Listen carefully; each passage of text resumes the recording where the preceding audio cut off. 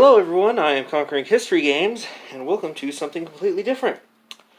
Today, I am going to be reviewing some Kaiserreich merchandise that I purchased from the Kaiserreich Cat Cinema store, and let you all see how it looks. Now the first thing we're going to do is we're going to throw on some latex gloves. Well, just one glove. I haven't laminated these yet, so I don't want to get any skin oil smears on it or anything. So, getting that glove on. There we go.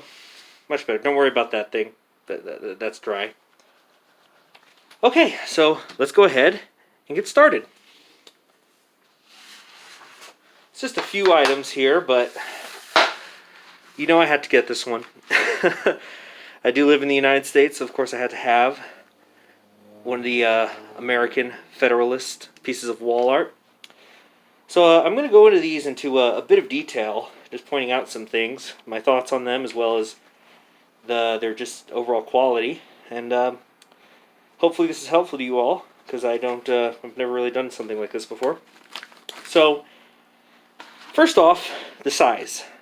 These are all, I've got 3 of them. They're all 18 by 24. 18 by 24. They look really good, very high quality. You can see all sorts of minute details. I think that the base image is in 4K, so they're able to do that pretty easily. So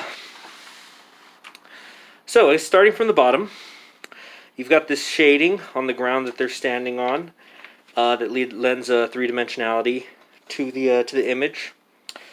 You've got the staff sergeant here, definitely one of my favorite images in this entire series. Just there's a lot of emotionality, I think, in this shot. I think that the scene that we're seeing here is the abandoning of Washington, D.C. As they head into the Midwest. By the way, we're going to be seeing a lot of me interpreting the art, death of the author. I haven't talked to the artist ever. I don't know his exact intentions.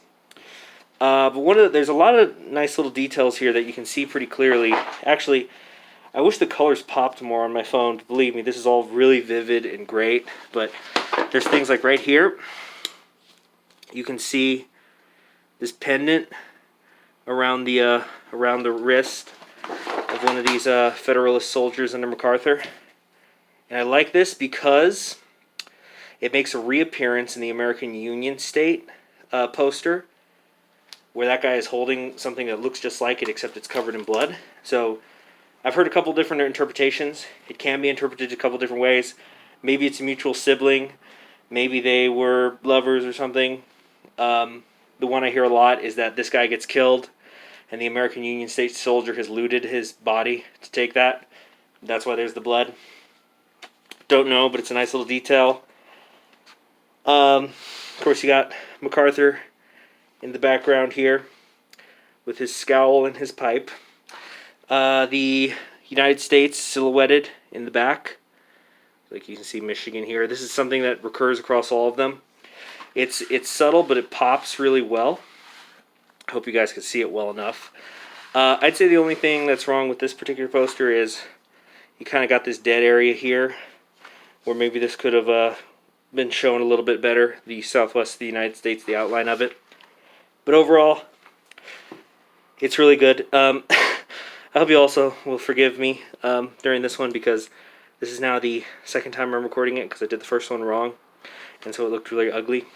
So I think I'm filming this one in landscape, although I'm probably just going to upload it anyway. Screw it, because I'm not doing this twice, because it's the middle of the day, it's hot, and I'm wearing many layers. So yeah, there's nothing much to say about it. It's just a terrific piece of art. Like I said, I like to think that this is the evacuation of Washington, D.C. So you just have this confused and upset, staff sergeant down here. And then up here you got a guy, he's got his bags, he's ready to go. But he's like, you know what, we're going to come back down with the traitors, up with the stars and all that. Alright, let's move on to poster number 2.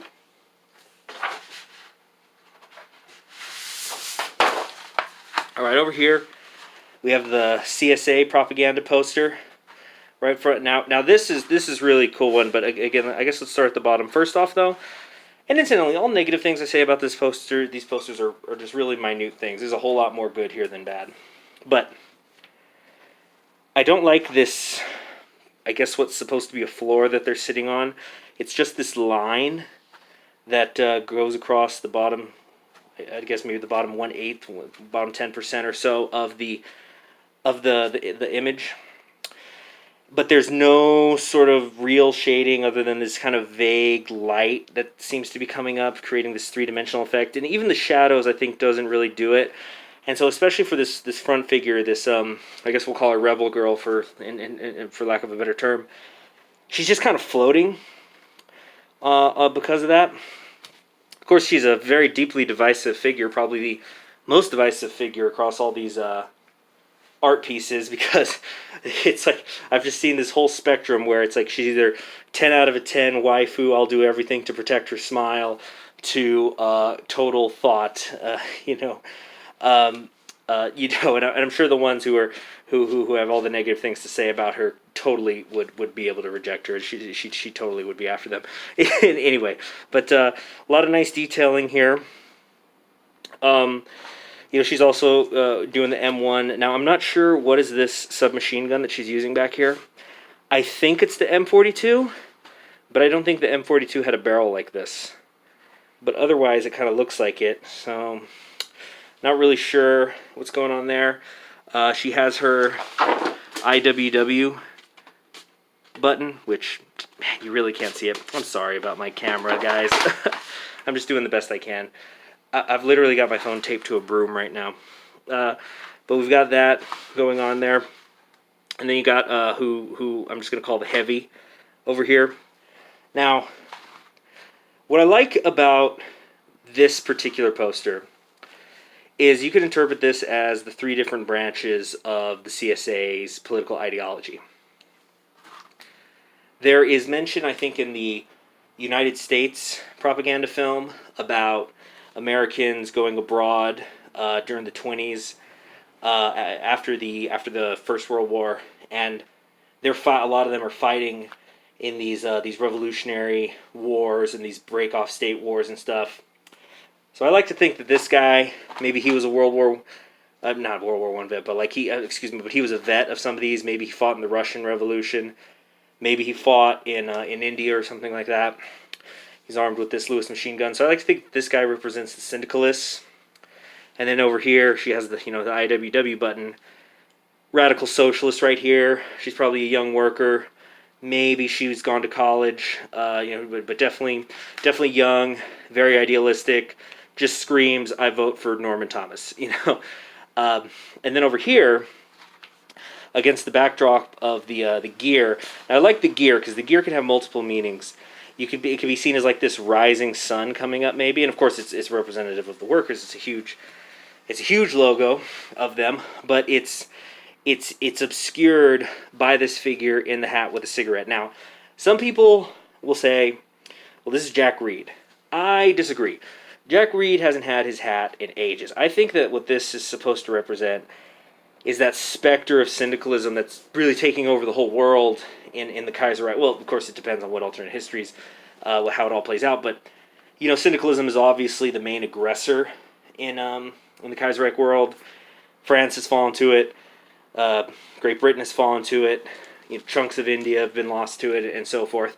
And this especially represents the totalists within the CSA, who are just hanging out in the background until after the war. The Browders, the Fosters. So I really like this image. And did I already mention that this guy's working the Lewis machine gun?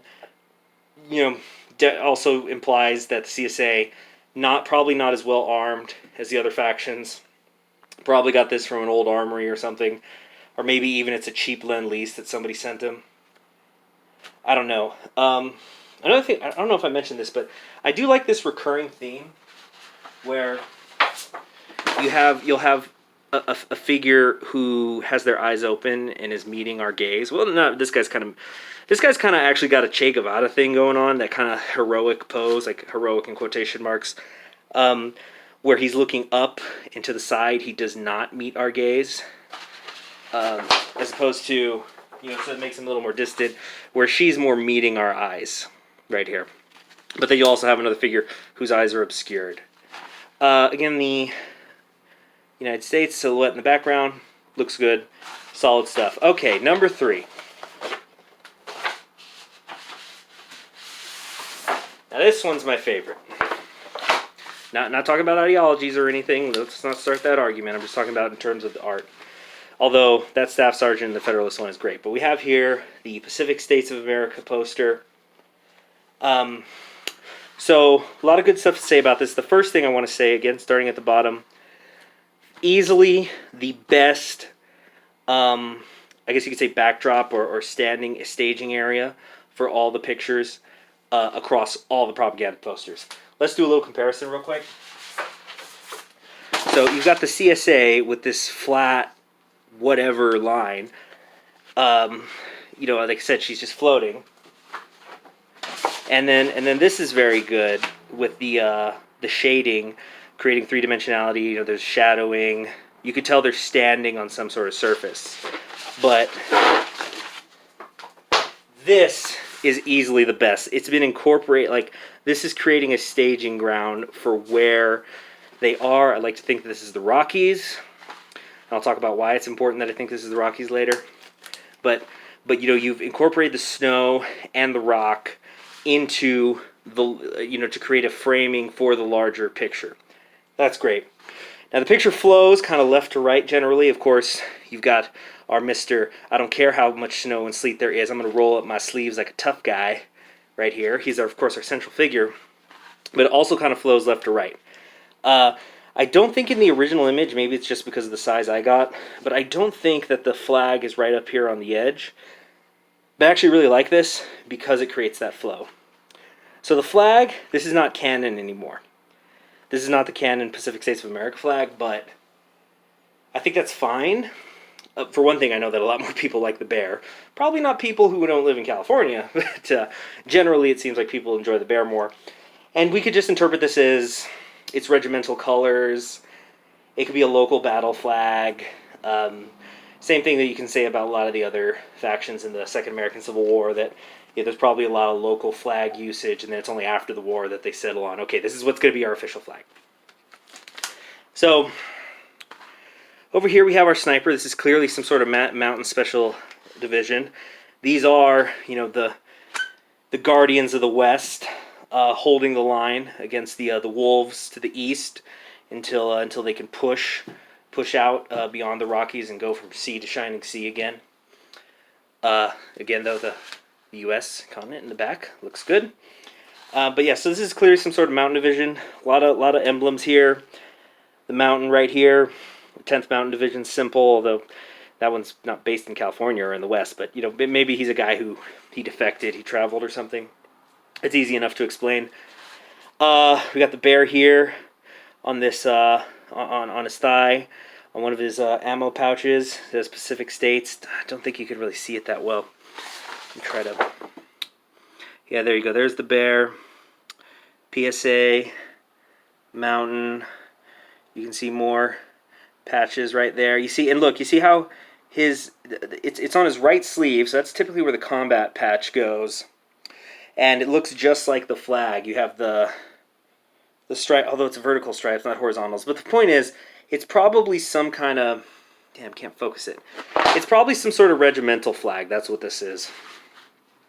He's also using a really interesting rifle here, and I think this was changed from the original art, but this, I think it's a T-20E2, which is it's a variant of the M1. It's gas operated and been modified so it can take bar rounds, so that's why the magazine there is different. This is a boy's anti-tank rifle. I am sure of it because of this right here.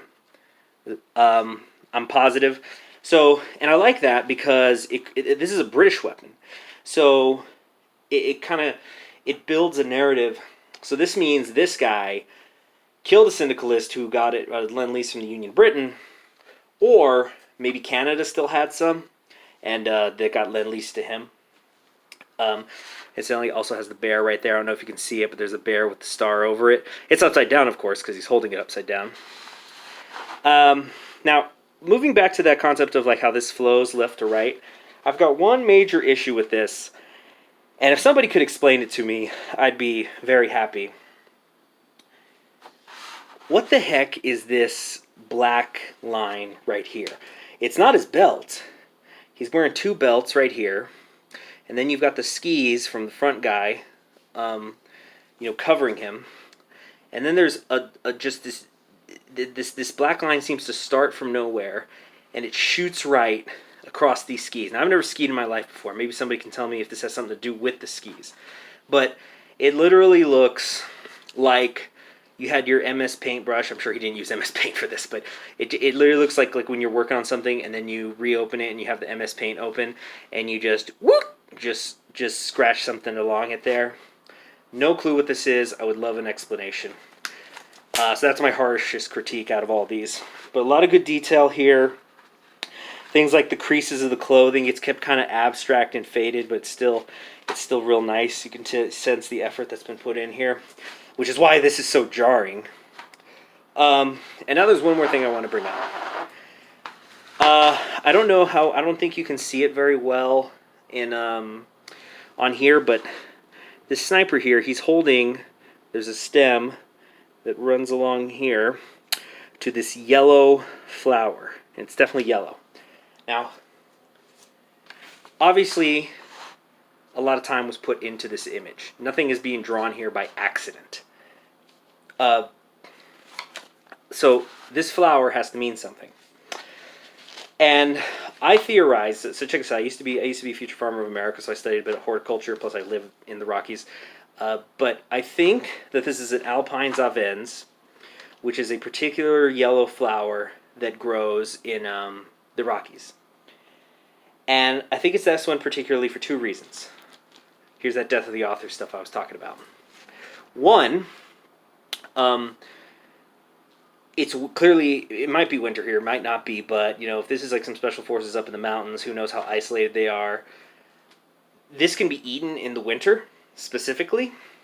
But the second reason, the much cooler reason I think, is these flowers turn very bright red in the fall, which I think could be symbolic. First off, again, it harkens to the flag, because then you have all three elements of the flag here incorporated in that flower. So it's yellow, it turns bright red, and it's amongst the snow. But it also could be symbolic of the blood being shed in the United States during the Second American Civil War. So I really like that.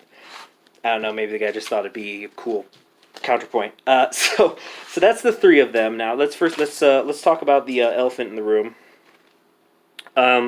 Where's the American Union State one? So I'm not trying to be mean or anything, but I do not like that American Union State one. There's a couple issues with it. I don't like how Huey's face is. I don't think his face looks too good. I really don't like that I'm getting flipped off by one of the soldiers in it. And also, how I've been pointing out how there's this American silhouette in the background, the United States, the Continental. They have that in the American Union State, but what they seem to have done is they added another layer between the guys in the soldiers in the foreground and the continental U.S. in the back, and it's like a couple of old war photographs, and you can't really make out what it is. Maybe it's a supply depot or something, but I really don't like it. So I don't know, maybe one day I'll get one to complete the collection. Instantly, I went with the 18 by 24. This is not the biggest they could do. The biggest would be 24 by 36, so that would be that's really big. That would be it's literally this big. It's as big as two of them put together, which I can't really show you, but as you can see, it doesn't even fit in the frame. So 2 feet by 3 feet, pretty damn big. But these are all going to go together over my PC. So I didn't want it to be too cluttered, because they'd have to be like corner to corner in a box or something if I got all four. But so yeah, there you have it. Let me know what you guys thought of this video. It's pretty different. And subscribe if you haven't already. Go onto my channel, check the playlists, watch some Kaiserreich footage. And you all have yourselves a great day. Subscribe if you haven't already. Bye.